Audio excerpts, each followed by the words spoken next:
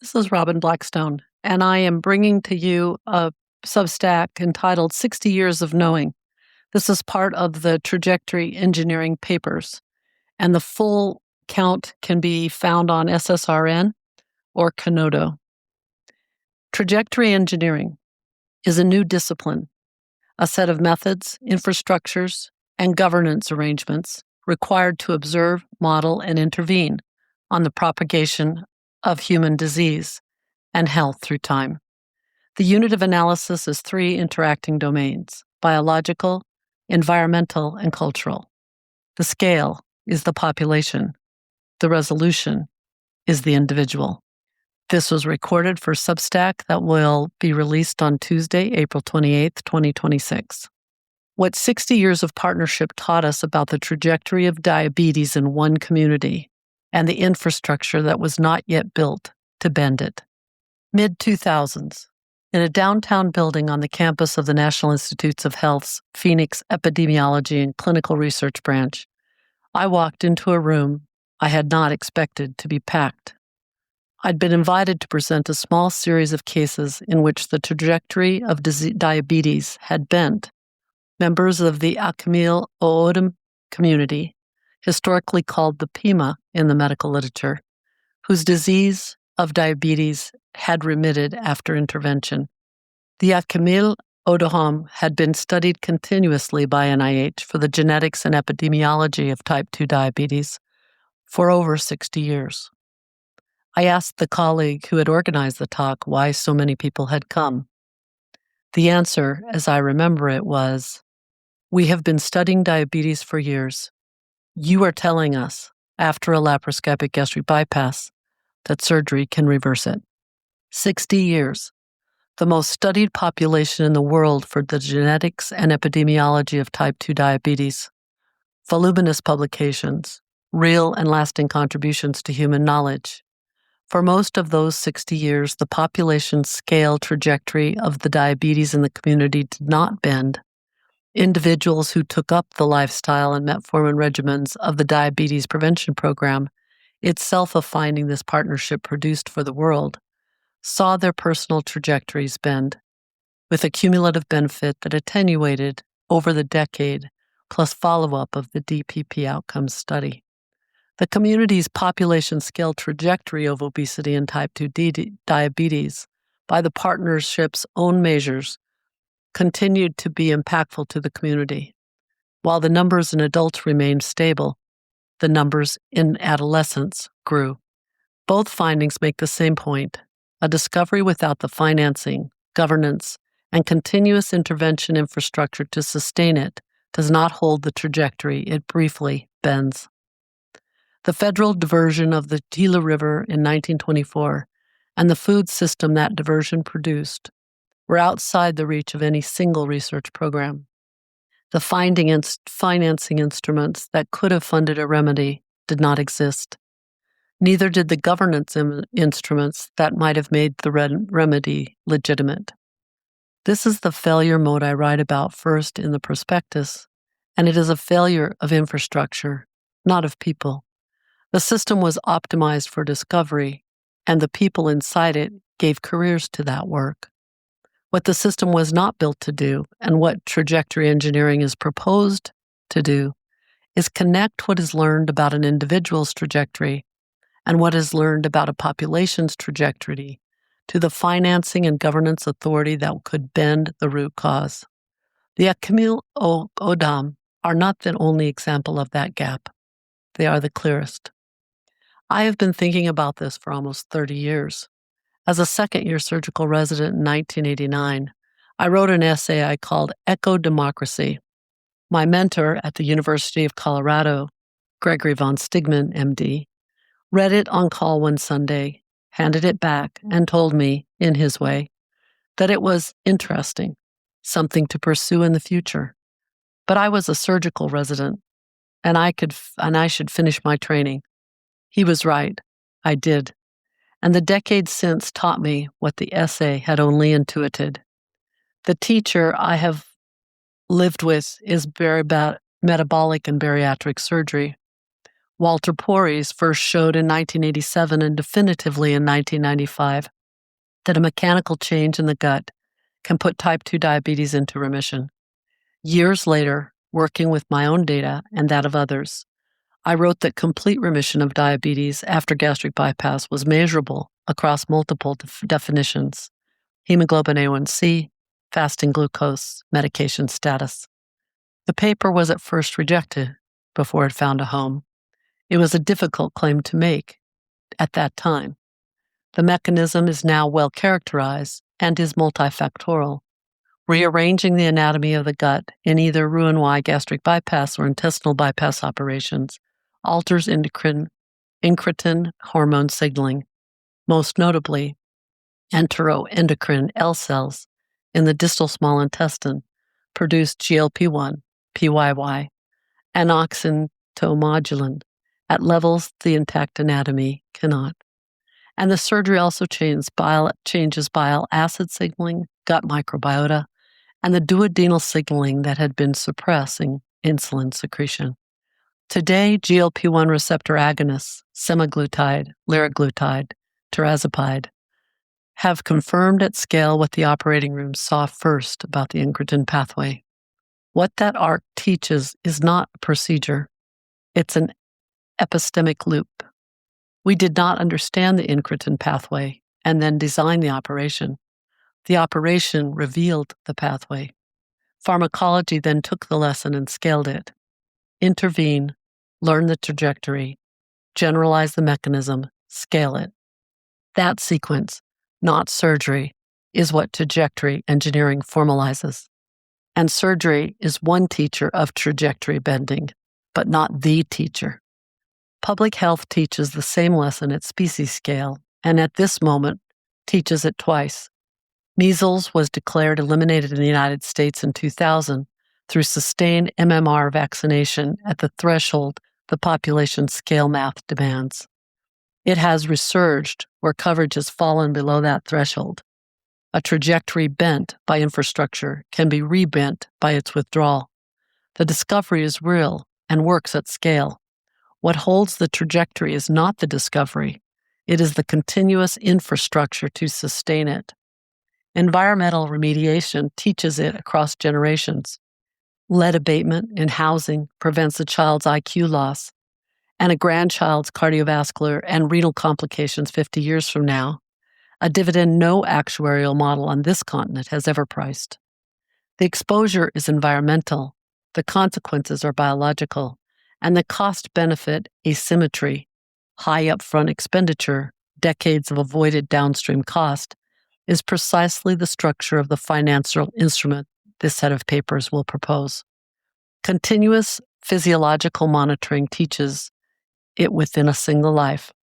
A smartwatch identified previously undiagnosed atrial fibrillation in over 400,000 participants in the Apple Heart Study. Continuous glucose data has produced a time-in-range standard that hemoglobin A1C, sampled twice a year, could never reproduce. Implantable pulmonary artery sensors detect heart failure decompensation days before the patient feels it. A patient seen twice a year for 30 minutes is clinically visible for 1 hour out of roughly 5,800 waking hours she lives. What happens in the interval is the trajectory. The seed of the present paper is not any single one of these. It is the pattern they share. The right intervention at the right point in a trajectory changes the future of the individual and in aggregate of the population. The cost of bending the trajectory, while non-trivial, is a fraction of the cost of managing the consequences. And the optimal intervention point is rarely where the disease appears. Trajectory engineering is the discipline I am proposing for what we have learned. The definition, once again, is the set of methods, infrastructures, and governance arrangements required to observe, model, and intervene on the propagation of disease and health through time. Its units of analysis is 3 interacting domains: biological, environmental, cultural. Its scale is populations. Its resolution is the individual. Its purpose is to bend the curve of disease at its root. 4 ideas hold the architecture together. None new in isolation, all new in combination. The trajectory itself, not the patient at the moment, not the population at the moment, is the unit of analysis. The 3 domains do not add. They interact non-linearly across generations. The analysis is now possible because 2 technologies have matured: federated machine learning, which trains models across jurisdictions without raw data ever leaving them, and confidential computing, which protects the computation itself from the party hosting it. Models come to the data. Data does not travel.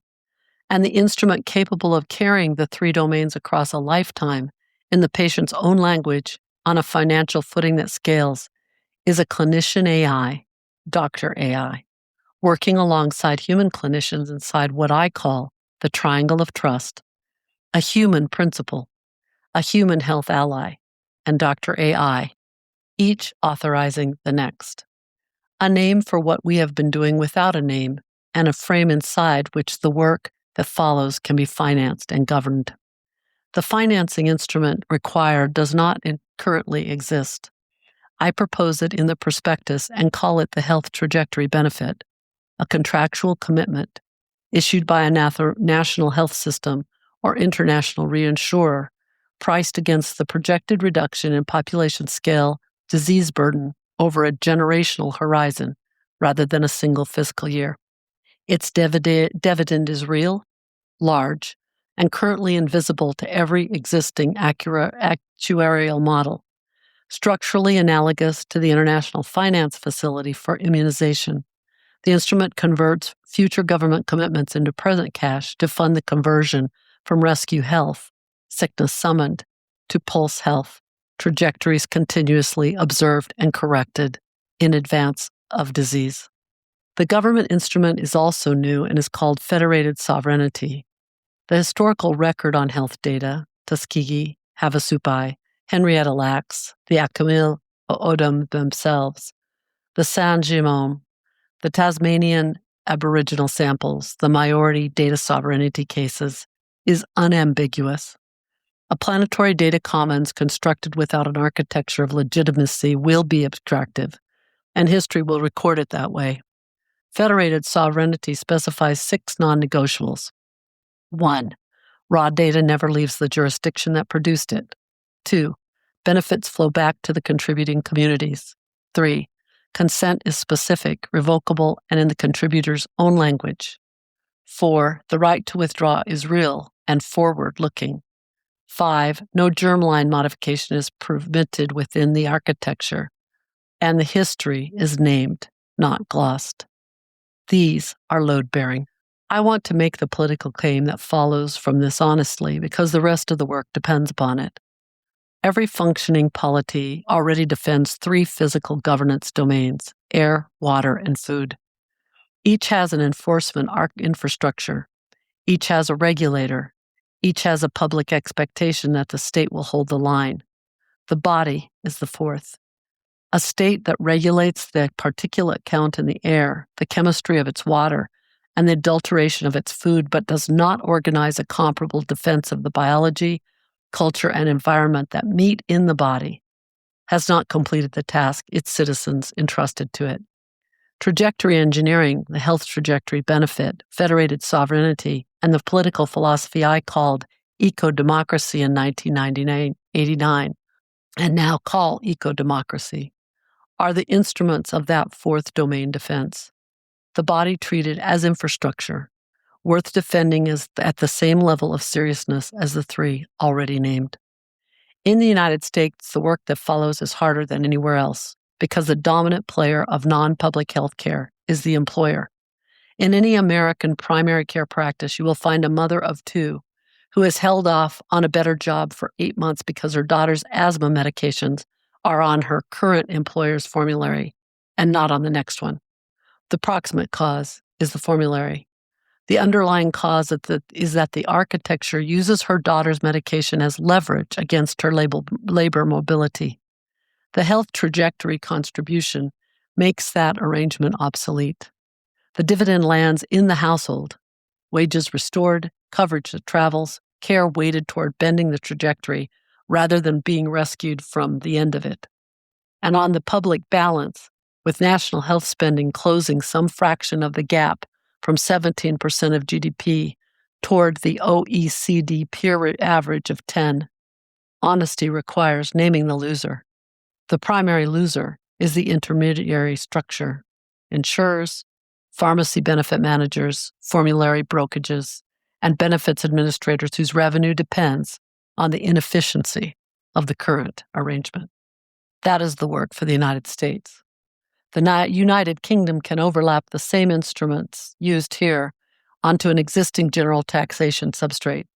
Kenya can leapfrog from the contribution side reform already in flight. 3 jurisdictions, 3 trajectories of adoption, 1 architecture. The Akil Odom community gave the world more knowledge about the genetics and epidemiology of type 2 diabetes than almost any population has given in human history. The Diabetes Prevention Program was their gift to global medicine. The careers of the researchers who worked alongside them were given in earnest. The infrastructure that would have returned to the community a benefit proportionate to what the community gave is the one this paper proposes to build. The instruments named here exist so that next such community in the United States or anywhere else is observed and served on terms the community sets. That is why trajectory engineering names. The full prospectus is on SSRN. Dr. AI is the companion architecture, which was published and is on Amazon since April 7th, 2026. I will be writing here every Tuesday until June, with a case study every Friday. Friday's case study lands on the trajectory. This Friday's case study lands on the trajectory of a child whose home was painted before 1978 and whose grandchildren the health trajectory benefit is designed to protect. My name is Robin L. P. Blackstone, MD, surgeon and health systems leader, and the author of Dr. AI, Reimagining Healthcare, Rebuilding Trust, Delivering Health 4.0. I'm the founder of Blackstone Health and the originating proponent of the H4 Alliance governance architecture. The prospectus is self-funded. The H4 Alliance is structured as a public benefit corporation with an independent 501(c) trust on a net zero operational design from which the author draws no compensation. Thank you for listening. I hope to have your comments.